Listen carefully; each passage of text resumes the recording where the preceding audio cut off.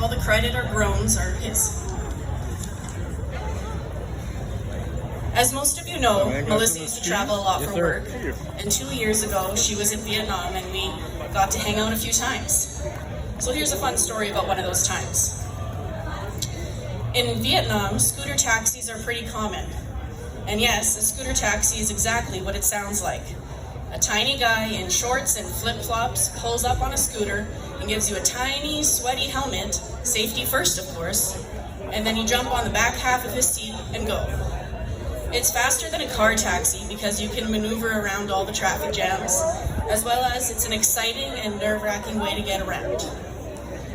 The two keys to riding on the back of a Saigon scooter taxi are, 1, when you climb on the back part of the seat, you always keep at least a few inches between your front and the driver's back.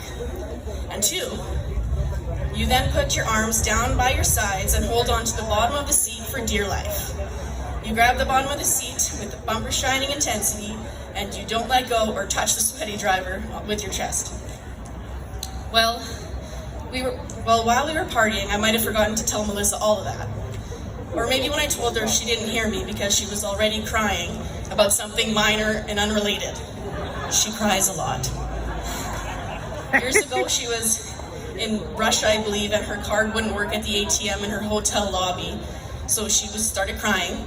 And the manager told her to go cry somewhere else because it was bothering the other guests.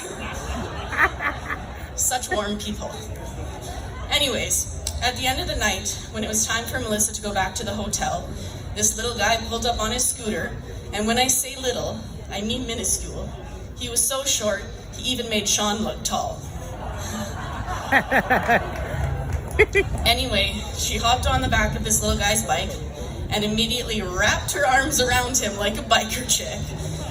With purpose though, like he needed the Heimlich maneuver, but a little bit softer, maybe like a koala bear hugging a tree.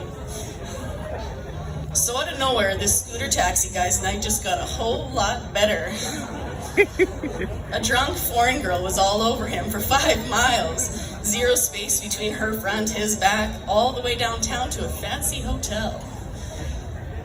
He thought he was going to get lucky and get a nice tip. Or maybe she'd get the tip.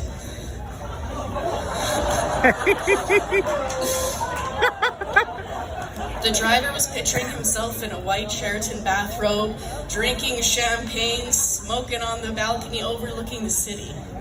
Well, after 20 minutes of the journey was over and they were in front of Melissa's hotel. While she was paying the guy, he was over the top happy. Like Bugs Bunny cartoon Heart Eyes happy. No wait, more like Jack at 5 a.m. mowing the lawn happy.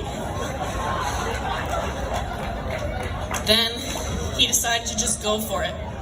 He cut to the chase and went right in for a one-handed titty squeeze. Like a sniper right in the middle of a busy street. Melissa claims she just left her change and speed walked right into the hotel. Or maybe she thought he was kind of cute and didn't want to tell me what really happened. Now that I think about it, she did kind of smell like coins in traffic the next day. Dan's words, not mine. And if you really think about it, the worst part of the story is now this scooter taxi guy thinks every Canadian girl he picks up is going to rub all over him, and then he can honk their titty and get a huge tip.